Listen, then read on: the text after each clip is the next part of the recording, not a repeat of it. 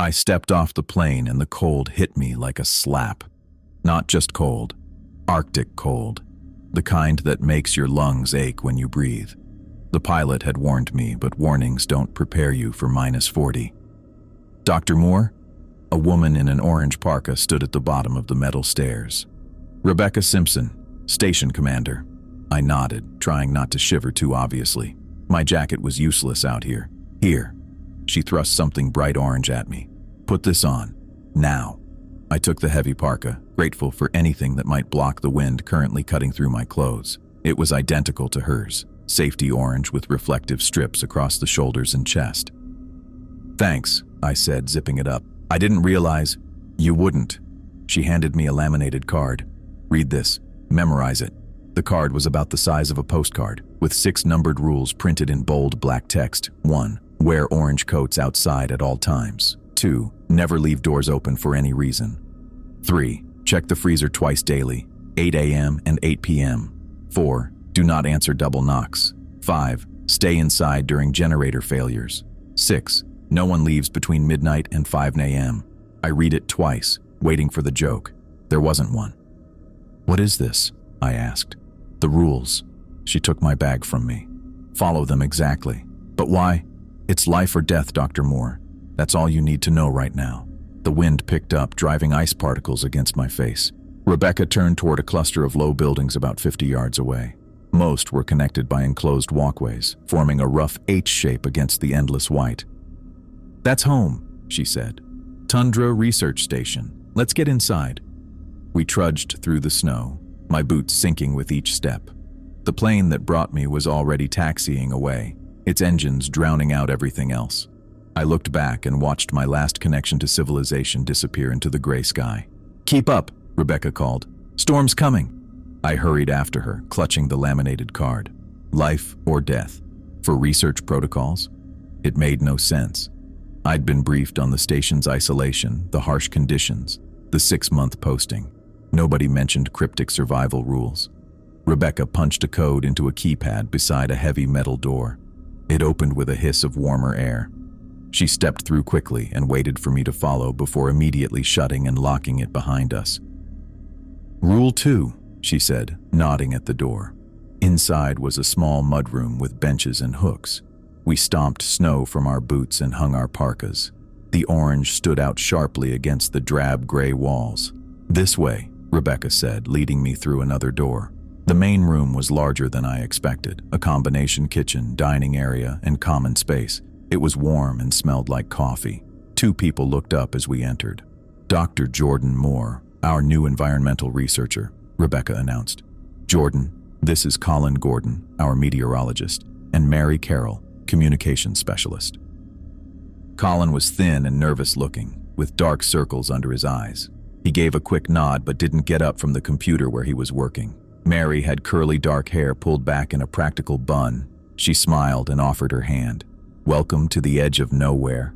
How was the flight? Bumpy, I said, shaking her hand. But the landing was worse. Always is, she laughed. You'll get used to it. I'll show you around, Rebecca said. Then you can get settled. We keep a tight schedule here. The tour was brief. The station wasn't large, but it was well designed for the extreme environment. Labs and workspaces in one wing, living quarters in the other. Everything connected so nobody had to go outside unnecessarily. My room was small but private. A narrow bed, a desk, and storage for my things. A tiny window looked out at nothing but white. Bathrooms shared, 2 doors down, Rebecca said. Dinner's at 6. Colin will show you the freezer check procedure at 8. About these rules, I started, pulling out the card again. We follow them, she cut me off. All of us, all the time, no exceptions. But what's the reason behind? I'll explain tonight, after the freezer check. She paused at the door. Unpack, rest, be in the kitchen at 8 sharp. After she left, I sat on the bed, staring at the laminated card. Don't answer double knocks, no leaving after midnight. It sounded like summer camp rules designed to scare kids, not protocols for a scientific research station. I unpacked my clothes and equipment, trying to make sense of it. Maybe it was some kind of initiation ritual, make the new guy sweat a little. But Rebecca hadn't seemed like the type for practical jokes. At 6, I joined the others for dinner. The conversation was mostly about work, weather patterns, equipment maintenance, research goals, normal stuff. Nobody mentioned the rules. At 8, Colin found me in the common room.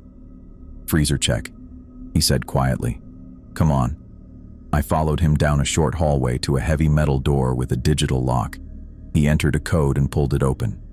"We do this twice a day," he explained, flipping on the light. 8 a.m., 8 p.m., never skip it. The freezer was walk-in size, filled with shelves of food supplies. It was well organized, everything in labeled bins. "What exactly are we checking for?" I asked, my breath visible in the cold air. Colin pulled a clipboard from a hook by the door. "We count everything. Make sure it matches the inventory." His hands trembled slightly as he handed me the clipboard. The sheet had columns for different food categories with numbers beside each one. "You read the numbers. I'll count," he said. We went through each shelf methodically. Colin counted packages of frozen meat, vegetables, bread, enough to last months. His fingers shook more as we progressed, and he counted some items twice, 3 times, muttering to himself. 12 cans of coffee, I read from the list. Colin counted the cans. 12. He visibly relaxed. "That's everything. So we're just making sure nothing's missing?" I asked. "Or that nothing extra appeared," he said, not meeting my eyes. Back in the common room, Rebecca was waiting. Mary had disappeared somewhere. "All clear?" Rebecca asked Colin. He nodded. "Everything accounted for." "Good. You can go." Colin left quickly, and Rebecca gestured for me to sit across from her at the table. "You want to know about the rules?" she said. "Yes. They seem..." I searched for a diplomatic word. "Unusual for a research station." She leaned forward, lowering her voice even though we were alone. "There's something out there, in the wilderness, something that shouldn't exist." I waited for more, thinking this had to be the setup to some elaborate joke. "It can mimic human voices," she continued, "and appearances. That's why we wear the orange coats. They're harder to replicate exactly. That's why we never leave doors open, why we check supplies, why we don't answer certain knocks." The seriousness in her eyes made my stomach tighten. She believed what she was saying. "You think something is imitating people?" I asked carefully. "I know it is. We've all seen it." Her voice had the flat certainty of someone stating facts. Mary's predecessor disappeared 3 months ago. Walked out at night, breaking Rule 6. We found orange fabric scraps 2 miles out. Nothing else. I wanted to dismiss it as isolation-induced paranoia. 4 people alone in the Arctic for months. It made sense they'd develop shared delusions. But the genuine terror in Rebecca's eyes made me hesitate. "The rules keep us alive," she said. "Follow them, no matter what you see or hear outside." She stood up, conversation clearly over. "Get some sleep. Work starts early tomorrow." In my room, I read the laminated card once more before setting it on the nightstand. The wind howled outside, making the small window rattle. I checked that my door was locked, then checked it again. I lay in bed, suddenly aware of how vulnerable we all were out here. Hundreds of miles from help, surrounded by darkness and cold and apparently something else. Something that knocked twice and wore people's faces. I woke up to knocking.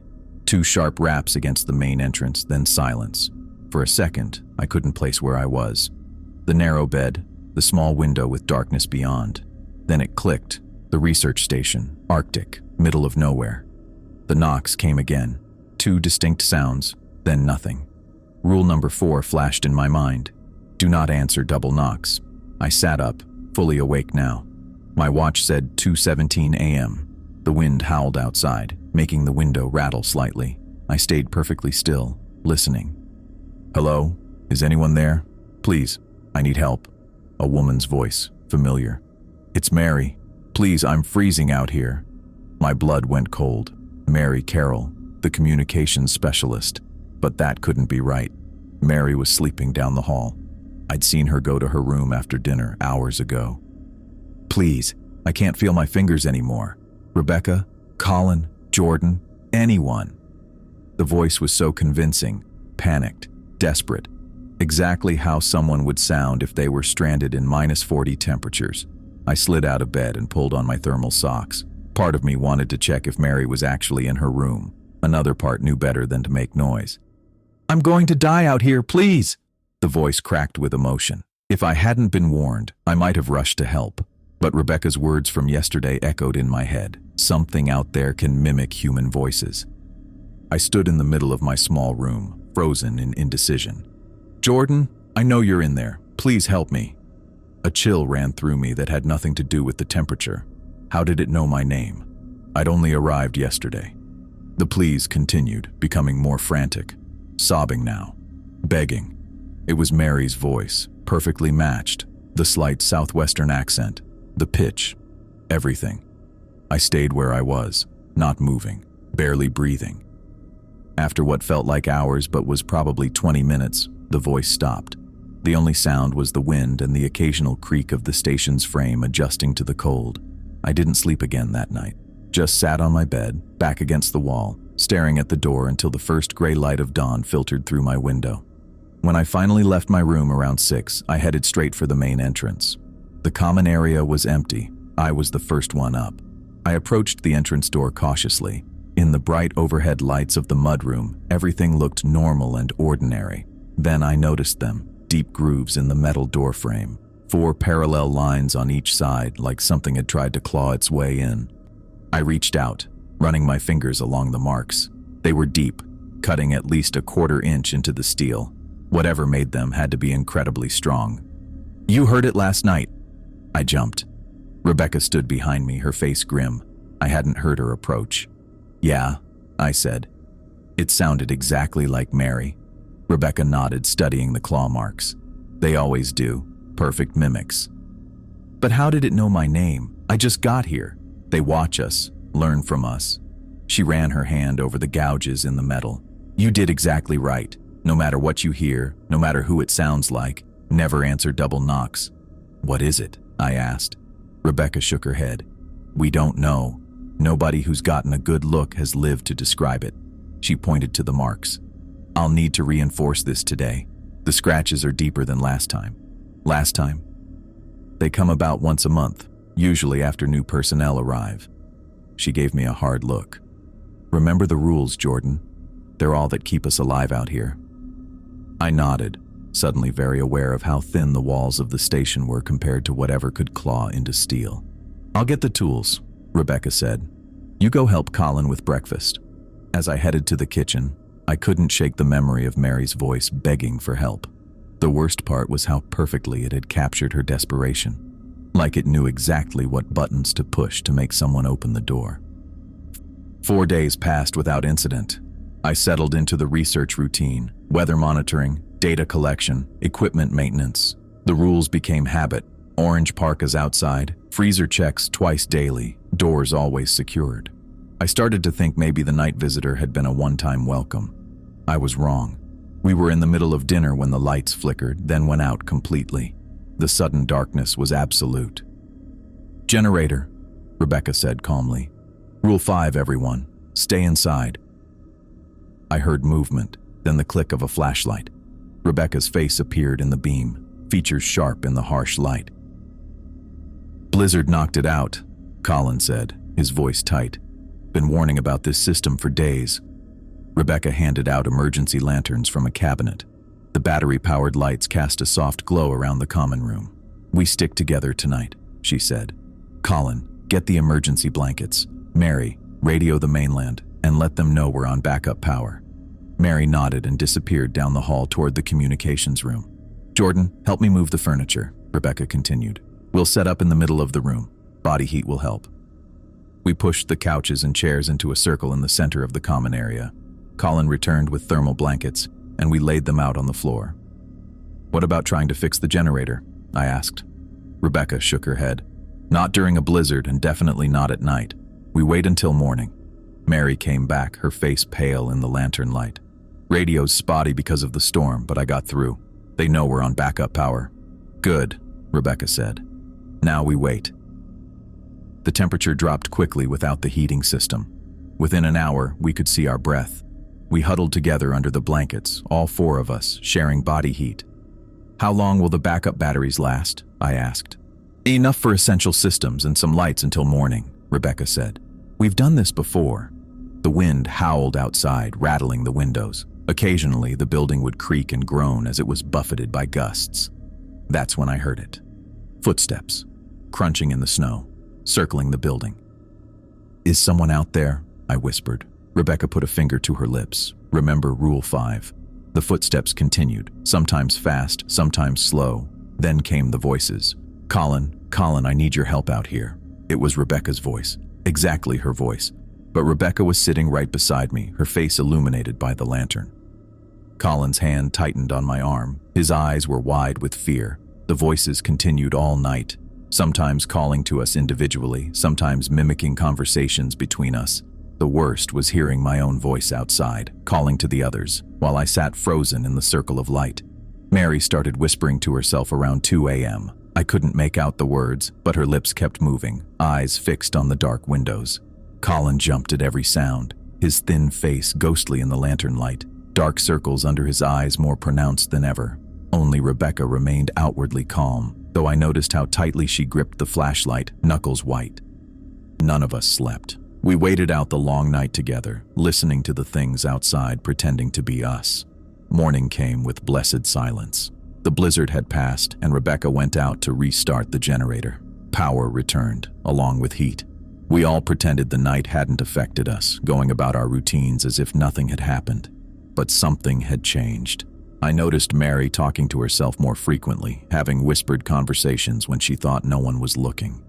Colin's hands shook worse than before.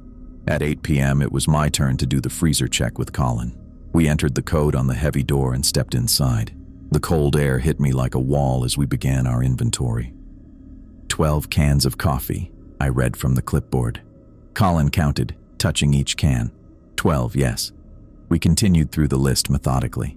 When we reached the back corner, I noticed something odd, a small gap between two storage containers that hadn't been there before.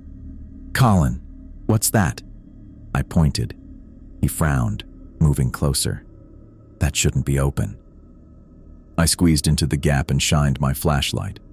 Something was wedged behind the containers. I reached in and pulled it out, a backpack. Small, weathered, with a name tag, J. Peterson. "Who's Peterson?" I asked. Colin's face went pale. "The researcher you replaced." I opened the bag. Inside was a notebook, stained with what looked like dried blood, a broken satellite phone, and a torn photograph of a smiling man standing in front of the research station. "We need to tell Rebecca," Colin said, already pulling out his radio. "Now." Rebecca arrived within minutes. When she saw the backpack, her expression hardened. "Where was it?" I showed her the gap. "Hidden behind the containers." She took the bag, examining the contents briefly. "Get your parkas. We need to burn this." "Burn it? Shouldn't we look through it first? Maybe there's information about what happened to him," I said. "No," Rebecca said firmly. "We burn it. Now." Outside in the bitter cold, our breath forming clouds in the air, Rebecca doused the backpack and its contents with accelerant from a can she'd brought along.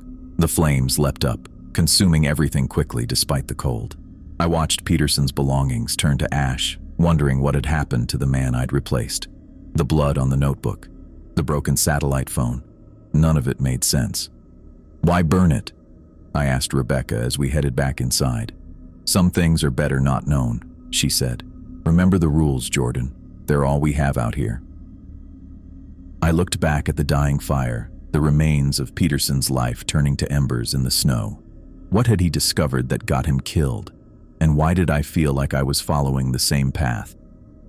I woke up to the sound of my door opening. My eyes adjusted to the darkness as I made out Rebecca standing in the doorway, her silhouette outlined by the dim emergency lighting in the hallway. "Jordan, get up. We have a situation." I checked my watch. It was 2:03 a.m. I pulled on my sweater and followed Rebecca into the hallway, still groggy. "What's going on?" I asked. "Mary's missing," she said, her voice tight. "Colin went to use the bathroom and noticed her door was open. Her bed's empty." That woke me up fast.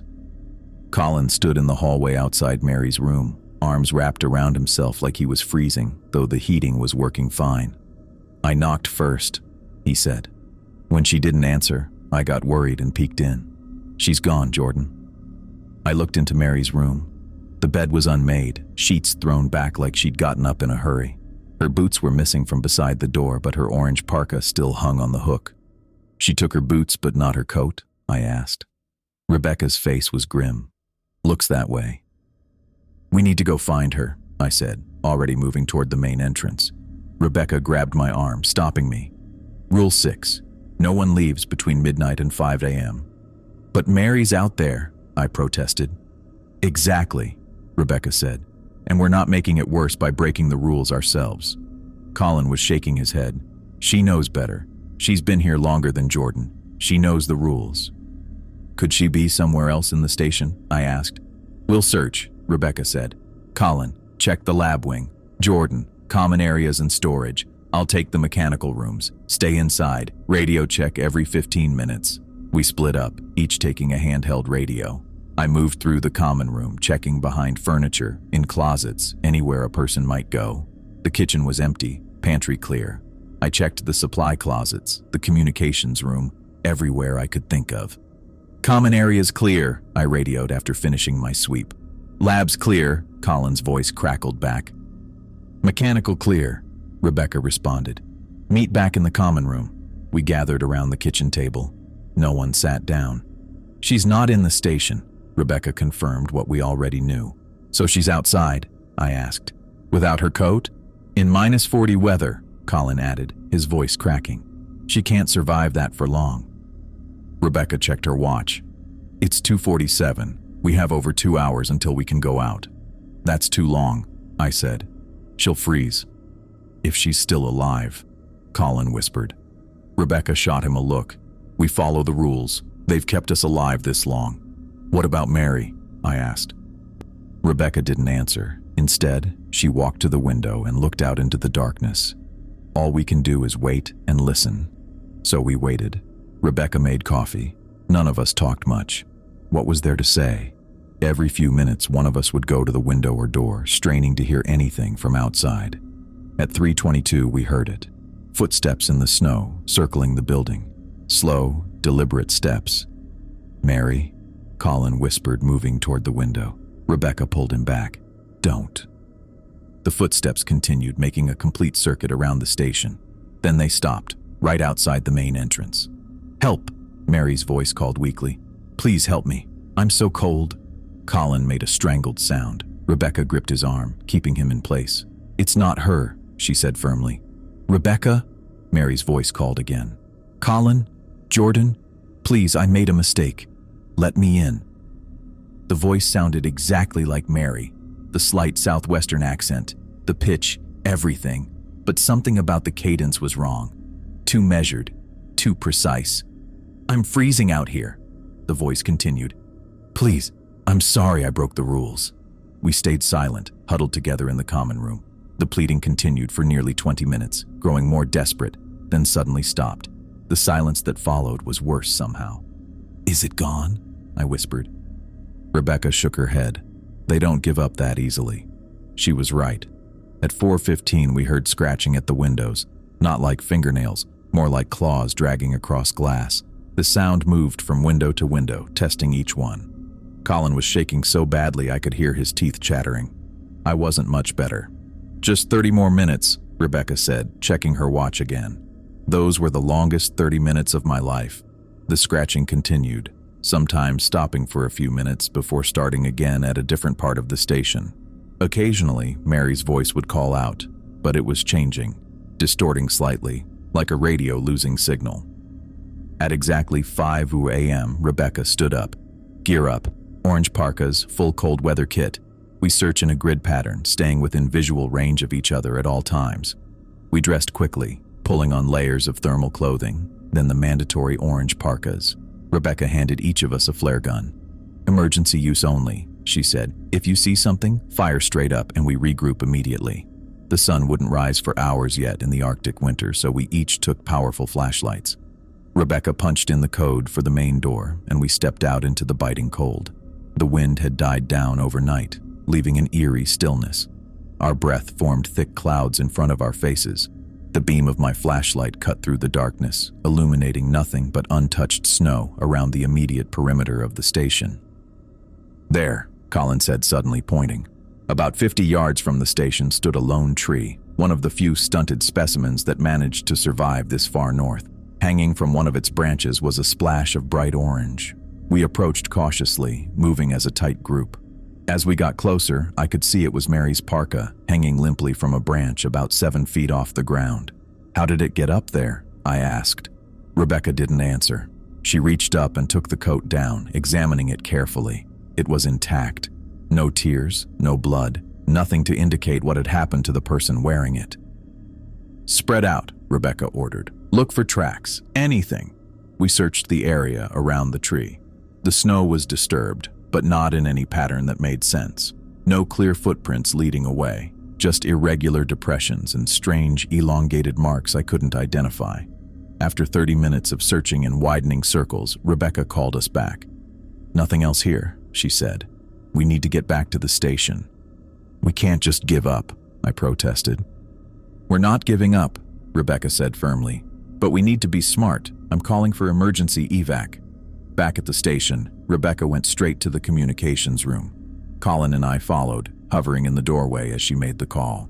"Tundra Station to base, Emergency Protocol Alpha, requesting immediate evacuation. We have a missing researcher and probable hostile contact. Repeat, Emergency Protocol Alpha." There was a long pause before the radio crackled to life. "Base to Tundra Station, copy Emergency Protocol Alpha. Weather systems preventing immediate response. Earliest window for extraction, 48 hours. Secure station and maintain protocols. Acknowledge." Rebecca's knuckles went white around the radio. "Acknowledged. Tundra Station out." She set the radio down and turned to us. 2 days. We need to hold out for 2 days. "Mary won't last 2 days out there," Colin said. "Mary's gone," Rebecca said bluntly. "You know that. We all do." We spent the rest of the day securing the station, checking all windows and doors, reinforcing the main entrance where the claw marks had damaged the frame, taking inventory of supplies. Rebecca insisted we continue normal routines, including the 8 a.m. and 8 p.m. freezer checks, though none of us had much appetite. Night fell early, as it always did. We gathered in the common room, none of us wanting to be alone. Eventually, exhaustion overcame fear, and Rebecca ordered us to get some sleep. "I'll take first watch," she said. "Colin, you're second. Jordan, third. 2-hour shifts." I went to my room but didn't sleep. I lay on my bed fully clothed, staring at the ceiling, listening to the station creak and settle. When Colin knocked on my door for my shift, I was already up. "Anything?" I asked. He shook his head. "Quiet. Too quiet." I took up position in the common room, sitting where I could see both hallways and the main entrance. The digital clock on the microwave read 3:17 a.m. when I heard it, a faint scratching at my bedroom window. I hesitated, then moved quietly down the hallway to my room. The scratching grew louder as I approached. I pushed the door open slowly. The window was a rectangle of darkness, frost forming at the edges. As I watched, 5 long fingers pressed against the glass, leaving smears in the condensation. Then a face appeared. It was Mary, but wrong. Her features were perfect. The same warm brown eyes, heart-shaped face, dimples, but her proportions were off. Her neck was too long, her shoulders too narrow, and her eyes, they were too wide, unblinking, fixed on me with an intensity that made my skin crawl. "Jordan," it said, Mary's voice coming through the glass with impossible clarity. "Help me, I'm so cold out here." I backed away slowly. The thing pressed closer to the window, its body elongating as it moved, limbs bending at unnatural angles. "Please," it begged. "I made a mistake. Let me in." Its fingers lengthened against the glass, stretching impossibly as if made of putty rather than flesh. The nails darkened, hardened, becoming more like claws. "Jordan, please," it said, but the voice was changing now, distorting. "I'll die out here." I backed into the hallway as it began tapping the glass with those 2 long fingers. Tap, tap, tap. The tapping became harder, more insistent, until it was pounding against the reinforced window, the glass flexing inward with each impact. "Jordan!" Colin appeared at the end of the hallway, flare gun in hand. "Move!" I flattened myself against the wall as Colin raised the flare gun and fired. The flare shot past me into the room, striking the window in a burst of brilliant red light. The thing outside shrieked, a sound like metal tearing, nothing human about it, and recoiled from the light. For just a second, I saw its true shape silhouetted against the red glare, a twisted, elongated form with too many joints, its body rippling as it moved. Then it was gone, scuttling away into the darkness with unnatural speed. Colin and I stared at each other, both breathing hard. Rebecca appeared behind him, her own flare gun ready. "It's gone," I managed to say. "For now." The realization hit me then, cold and certain. We might not survive until evacuation arrives. I heard it first, just a faint thump, thump, thump cutting through the wind. It took me a second to recognize what it was, the sound of helicopter blades. 2 days after whatever that thing was tried to get through my window, our evacuation was finally here. "Helicopter," I said, looking up from my coffee. Rebecca was at the table checking inventory lists. Colin was staring out the window, hadn't said much since that night. They both turned toward me, then toward the ceiling. "Right on schedule," Rebecca said, already standing. "Grab your things. We leave in 20. I headed to my room and started stuffing clothes into my duffel bag. Didn't have much, just what I'd brought with me and some station-issued thermal layers. The laminated rules card sat on my nightstand. I picked it up, turned it over in my hands. 6 simple rules. They seemed so strange when I got here. Now I understood exactly why each one existed. I slipped the card into my bag. When I got back to the common room, Colin was already there with his things. His hands were steady for once, but his eyes looked vacant, like he wasn't really there anymore. Rebecca came in last, carrying her own bag plus a metal case I hadn't seen before, probably station records or something. She set everything down and looked at both of us. "Before we leave, we need to get something straight," she said. Her voice was low, intense. "What happened here stays here. The company doesn't want stories about whatever's out there. They'll say it affects morale, hurts recruitment, but really, they just don't want the liability." Colin nodded immediately.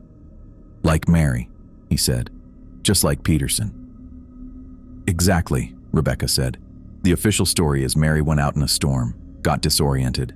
These things happen in extreme environments." I shifted my weight. "But that's not what—" "Jordan," Rebecca cut me off. "Nobody will believe you anyway. They'll say it was isolation, stress, extreme conditions playing tricks on your mind. Best case, they'll think you're unstable. Worst case, they'll think you're dangerous." The helicopter was louder now, getting closer. "I've seen it happen," she continued. "You tell the truth. Suddenly you can't get work anywhere. Not just here, anywhere. Word gets around fast in research circles." Colin was nodding along. "They'll make you take psych evaluations, put you on medication, observation." I thought about what I'd seen, the claws on the door, Mary's face at the window, but wrong. That thing in the red flare light. Who would believe that? "So what happened?" Rebecca asked me directly. I swallowed. "Mary went out in a storm, got disoriented." "Good," she said. "Remember that." The helicopter noise was right overhead now. Rebecca handed out our parkas. "Orange coats," she said. "One last time." We suited up and headed outside. The cold hit me like a wall, but I hardly noticed it anymore. The helicopter was landing about 50 yards away, kicking up snow in all directions. We hunched forward, bags clutched to our chests, and made our way toward it. I climbed in after Rebecca and Colin. As the pilot secured our bags, I looked back at the station, that H-shaped building that had been both shelter and prison. Already it was starting to look small against the endless white. The helicopter lifted off. Nobody spoke as we rose higher, the station shrinking beneath us until it was just a tiny orange speck in a sea of white. Then it disappeared completely. "First time out in 2 years," the pilot said through our headsets. "Must feel good." "Yeah," Colin mumbled. The pilot glanced back at us. "3 of you, right? Manifest said 4. I caught Rebecca and Colin exchanging a look. "Lost one," Rebecca said flatly. "Accident in a storm." "Jesus," the pilot said. "Sorry to hear that. When did it happen?" 2 days ago, Rebecca answered. "That's why we called for emergency evac. Carol," the pilot read from his clipboard. "Mary Carol?" Another look between Rebecca and Colin. "Yes," Rebecca said. "She went outside during a blizzard, disoriented in the storm. Happens up here," the pilot nodded. "More than people think. You search for her?" "As much as we could," Colin said. His voice sounded hollow. No trace. The pilot asked a few more questions. Each time, Rebecca or Colin answered with the same story. Just enough detail to sound legitimate, not enough to raise questions. Technically true, but nowhere close to what really happened. I just stared out the window. The endless white landscape rolled beneath us. Somewhere out there was, whatever those things were, waiting, watching, mimicking. After a while, the pilot stopped asking questions. We flew in silence for nearly 2 hours before I saw the first signs of civilization. Roads, small buildings, then the landing strip of a regional airport. When we landed, 2 men in company jackets were waiting for us. They introduced themselves as incident response coordinators. Standard procedure, they said, for any station evacuation. "We'll need statements from each of you," the taller one said. "Just the facts about what happened with Dr. Carroll." We were separated into different rooms. A man with a recorder asked me to explain what happened to Mary. I stuck to the story. She went out in a storm. We searched, found nothing but her coat. "And why did she go outside during a storm?" he asked. I shrugged. "Don't know. Maybe cabin fever. It happens." "Did she seem unstable to you?" I thought about Mary whispering to herself during the generator failure. She'd been at the station a long time. Maybe the isolation was getting to her. He asked more questions. I kept my answers short, vague, just like Rebecca and Colin had. After about 30 minutes, he seemed satisfied and turned off the recorder. They put us up in a hotel that night. Nothing fancy, just a basic room with a bed, desk, and bathroom. After weeks at the station, it felt ridiculously luxurious. I showered for what felt like an hour, then sat on the edge of the bed. The digital clock read 10:17 p.m. I got up, checked the door lock, checked it again, turned on every light in the room, checked the bathroom behind the shower curtain under the bed. When I finally lay down, I couldn't close my eyes. Every noise in the hotel made me tense. Footsteps in the hallway, the ice machine, doors opening and closing. I kept seeing Mary's face at my window, but not really her face. I understood the rules now, why they existed, why they mattered. I survived because I followed them. Wear orange coats, don't answer double knocks, check the freezer twice daily, stay inside during generator failures. No one leaves at night. Tomorrow I'd go back to the real world, back to cities and people and normal life. But I knew I'd keep checking locks twice, keep looking over my shoulder in the dark, keep listening for sounds that shouldn't be there. Some rules you don't forget, even after you leave the place they were made for.